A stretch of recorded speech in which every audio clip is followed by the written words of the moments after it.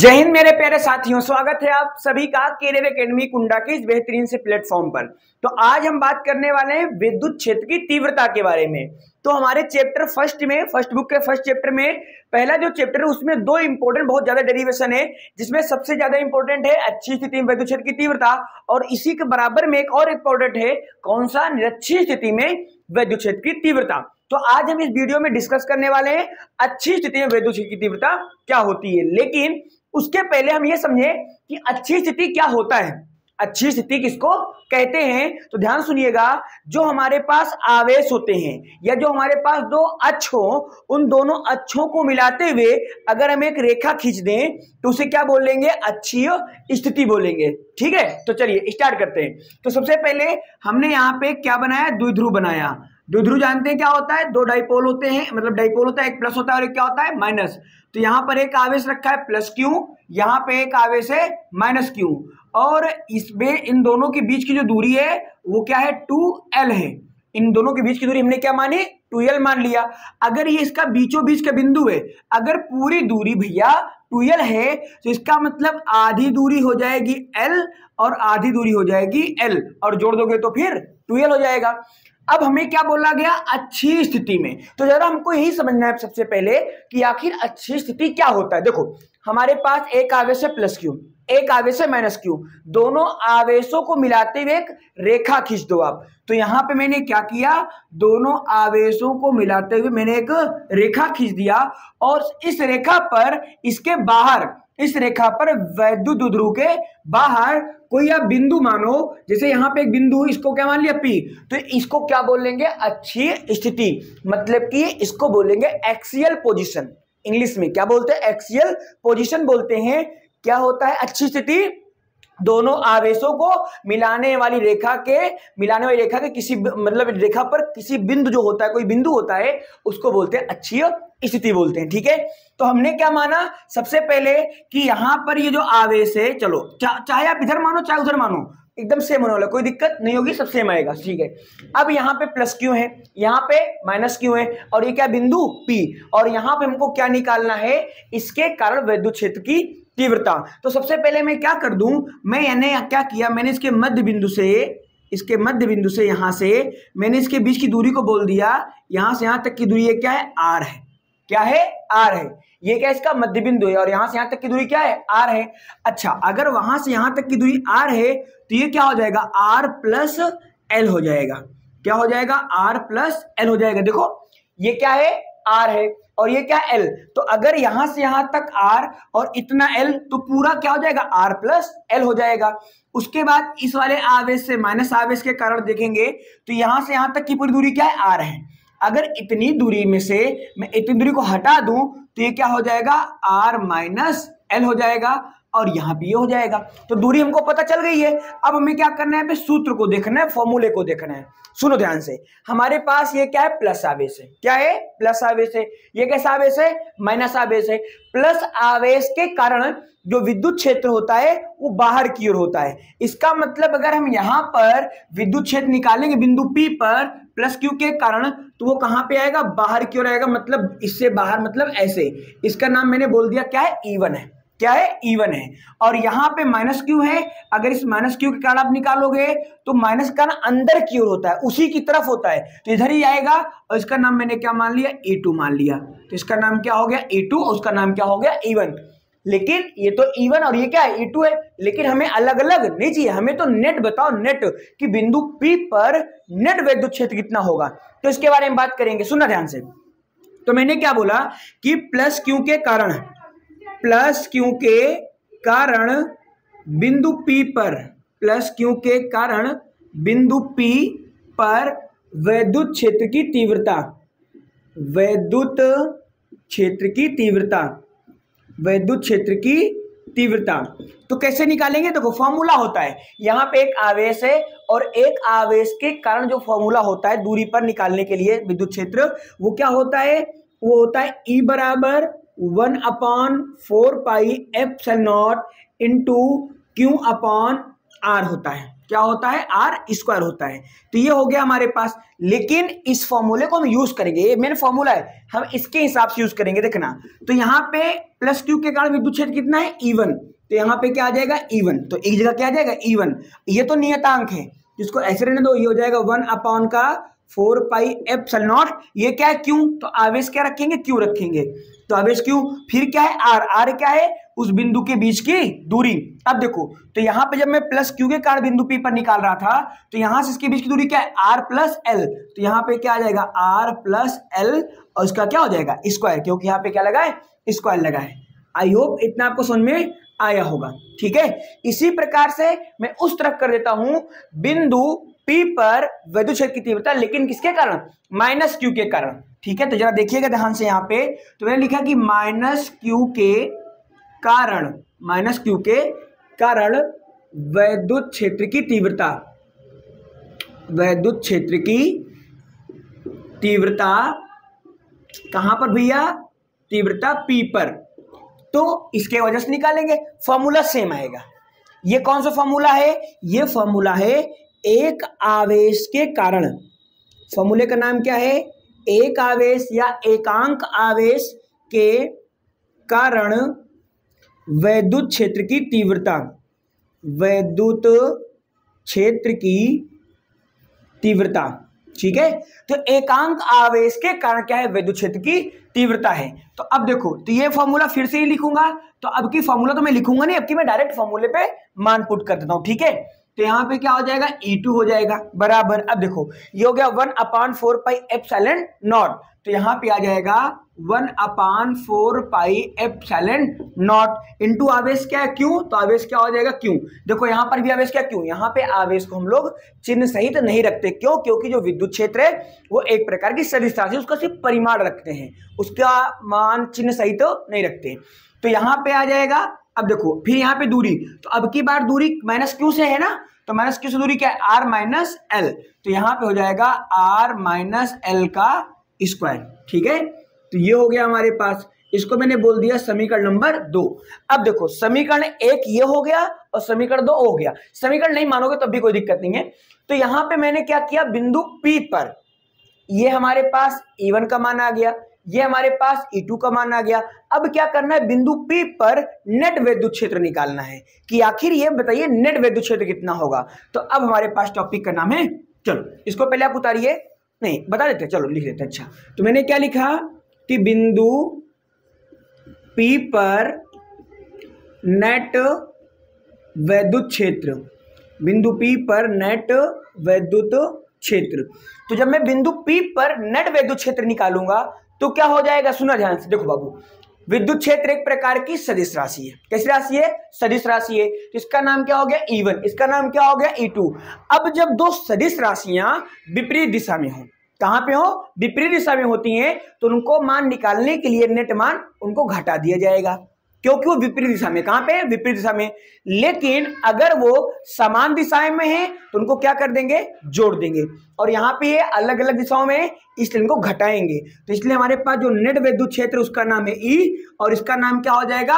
अब देखो, प्रॉब्लम ये आ रही है कि किसमें से किसको घटाएं, E1 से E2 घटाएं या E2 से E1 को घटाएं। तो इसमें बहुत सिंपल सी बात है, आप किसी में से किसी को घटा दोगे, गलत नहीं होगा। सर कैसे नहीं गलत होगा? क्योंकि अगर आप उल्टा घटा दोगे तो एक माइनस में आ जाएगा आंसर, लेकिन वो गलत नहीं होगा, वो बताता है कि इसकी दिशा इस तरफ आएगी। ठीक है, सुनो ध्यान से। बट हम आपको बताते हैं कैसे घटाओगे। देखो, E2 किसके कारण है? माइनस क्यू के कारण है। E1 किसके कारण है? प्लस क्यू के कारण है। तो देखो, इससे दूरी क्या है? ज्यादा है, और इससे दूरी क्या है? कम है। तो देखो यहाँ पे क्या है? दूरी। तो अगर दूरी ज्यादा होगी तो विद्युत क्षेत्र कम, और अगर दूरी कम होगी तो विद्युत क्षेत्र ज्यादा। तो इसका मतलब कि जो इसके पास में आवेश होगा उसके कारण जो विद्युत क्षेत्र होगा उसका मान ज्यादा होगा। तो माइनस क्यू के कारण विद्युत क्षेत्र क्या है? E2। इसका मतलब E2 का मान क्या आएगा? ज्यादा आएगा। तो इसलिए मैं यहाँ पे करूंगा E2 minus E1, E2 minus E1 कर दूंगा। ठीक है, अब मैं यहाँ पे क्या रखूंगा? E1 व E2 का मान पुट करूंगा और सवाल को, डेरिवेशन को सॉल्व करूंगा। ठीक है, बहुत आसान सा है। ठीक है, तो मैं भी वीडियो रोकूंगा नहीं, मैं डायरेक्ट यहीं पे इरेज कर देता हूं। अब देखो, अभी क्या होने वाला है यहाँ पे, जो मैंने यहाँ पे बताया, आप लोगों ने स्क्रीनशॉट नहीं लिया होगा ना, ठीक है, वीडियो बीच में रोक के कर लीजिएगा भाई। तो यहाँ पे हमारे पास यहाँ पे क्या आया, नेट विद्युत क्षेत्र बराबर कितना आ गया, E बराबर E2 माइनस E1। E बराबर क्या आ गया, E2 माइनस E1। अब हमें क्या करना है कि इसका मान पुट करना है। देखो तो E बराबर हो जाएगा E2 माइनस का E1, ठीक है। अब E2 का मान 1/4πε0 into Q upon R minus L का होल स्क्वायर। तो यहां पे हो जाएगा E बराबर 1/4πε0 into Q upon R minus L का होल स्क्वायर माइनस E1 का मान कितना है, E1 का मान है हमारे पास, अभी पीछे निकाला था मैंने, 1/4πε0 into Q upon R plus L का होल स्क्वायर, ये है था ना, इसे आप देख लेना। फिर उसके बाद अब देखो मैं क्या कर रहा हूं, मैंने क्या कर दिया, इस पूरे में से 1/4πε0 क्यों मैंने क्या कर दिया कॉमन, तो यहां से मैंने कॉमन कर दिया Q अपॉन 4πε0, अंडर क्या बचेगा 1/R माइनस L का होल स्क्वायर, माइनस तो माइनस लगा दो, यहाँ पे क्या बचेगा, क्यू तो चला गया, यहाँ पे क्या बचेगा 1/R, सॉरी सही है 1/R प्लस L का होल स्क्वायर बचेगा, ठीक है।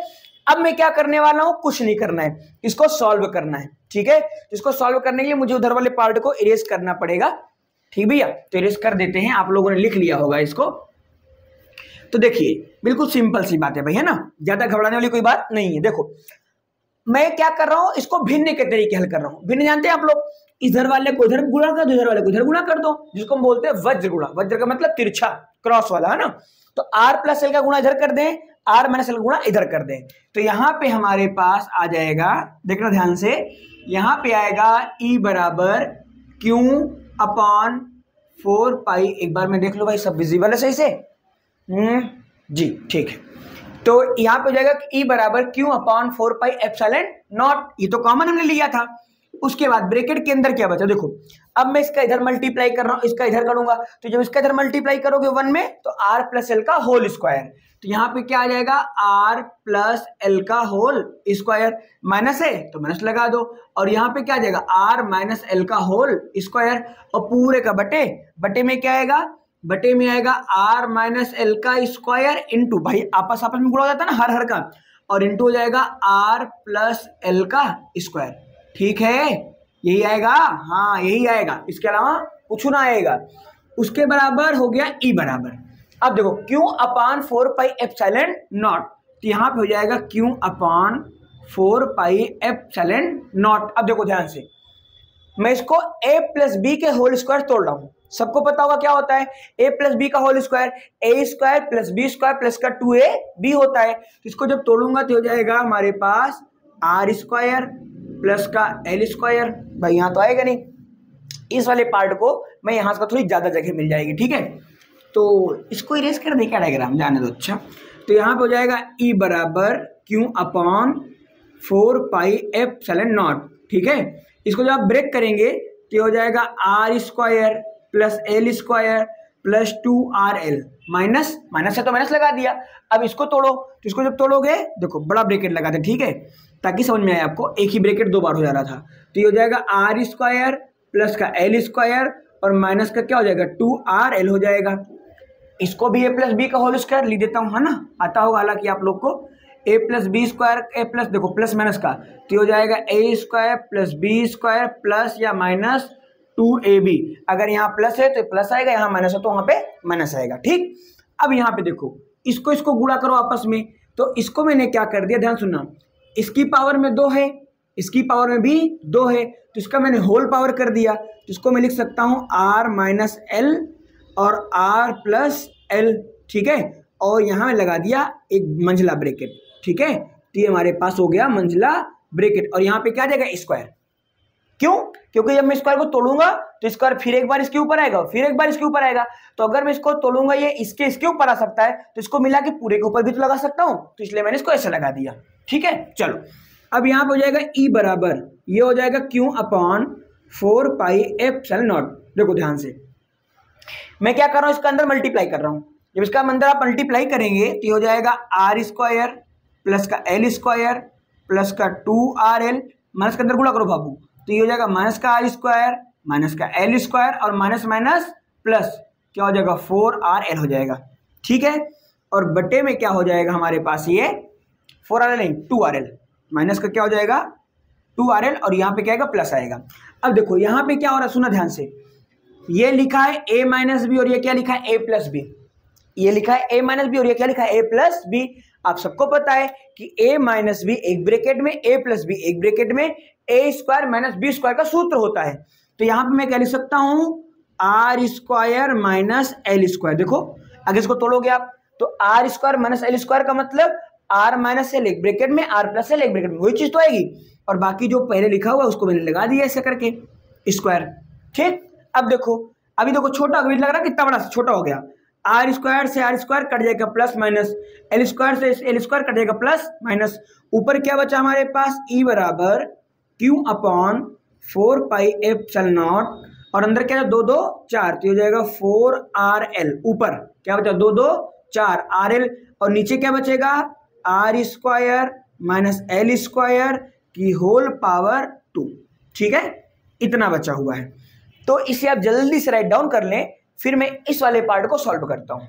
बस इसको सॉल्व करना है बस, अब इसमें कुछ भी एक्स्ट्रा नहीं है, इसको अब जैसे सॉल्व करोगे यहाँ पे चीजें क्या हो जाएंगी क्लियर हो जाएंगी। ठीक है, तो चलो स्क्रीनशॉट ले लो, ले लिया होगा आप लोगों ने स्क्रीनशॉट, मैं इसको इरेज कर देता हूँ। देखो अब मैं यहाँ पे क्या कर रहा हूँ, मैं इसको सॉल्व कर रहा हूँ। ठीक है, जब मैं सॉल्व करूंगा तो मैंने क्या लिखा ई बराबर यहाँ पे लिखा क्यू अपॉन में 4 पाई एप्सिलॉन नॉट, पहले से कॉमन चल ही रहा है, अंदर देखो 4RL है उसको ऐसे रहने दो भी, उसको कुछ छेड़खानी नहीं करना है। ठीक है, तो ये जाएगा 4RL। अब बटे वाले को सॉल्व करना, देखो यहाँ पे जो L है, जो L होता है उसका मान क्या होता है बहुत छोटा होता है, L क्या होता है बहुत छोटा होता है। बाबूजी ये क्या बना है द्विध्रुव, क्या बना द्विध्रुव। द्विध्रुव क्या होता है कि जब दो बराबर परंतु विपरीत आवेश, जब दो बराबर परंतु विपरीत आवेश एक दूसरे से अल्प दूरी पे रखे होते हैं, अल्प मतलब बहुत छोटी दूरी पे रखे होते हैं, तो उस प्रकार के बहिर्निकाय को वैद्युत द्विध्रुव बोलते हैं। तो इनकी दूरी क्या होती है बहुत छोटी होती है, इसलिए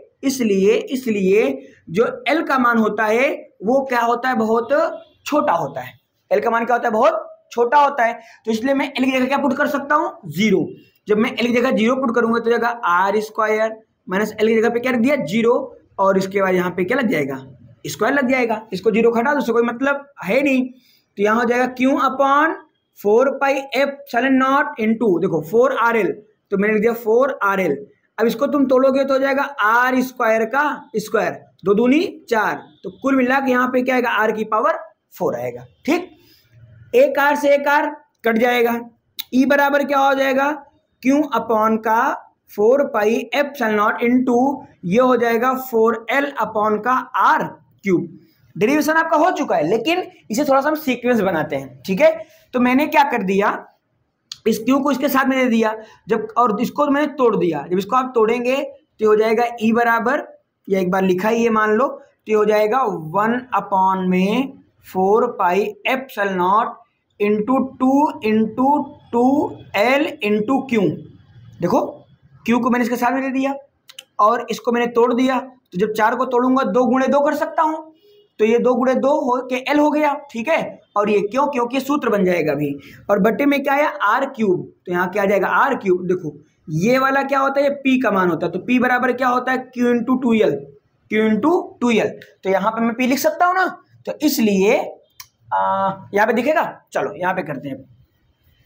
ठीक है, तो यहाँ पे जब मैं करूंगा तो मैं क्या बता रहा हूं आपको, देखना ध्यान से, मैंने 2L और Q जगह पे क्या लिख दिया P, वैद्युत द्विध्रुव आघूर्ण, तो यहाँ पे मैं लिख दूंगा E बराबर 1 अपॉन में 4 पाई एप्सिलॉन नॉट इनटू ये 2 तो रहेगा, इसके जब क्या लिख दें P, तो ये क्या हो जाएगा 2 गुणे P और बटे में क्या हो जाएगा R क्यूब हो जाएगा। ठीक है, या इसी को तरीके से लिखेंगे तो 1 अपॉन का 4 पाई epsilon naught into 2P upon का R क्यूब, ये है आपका डेरिवेशन।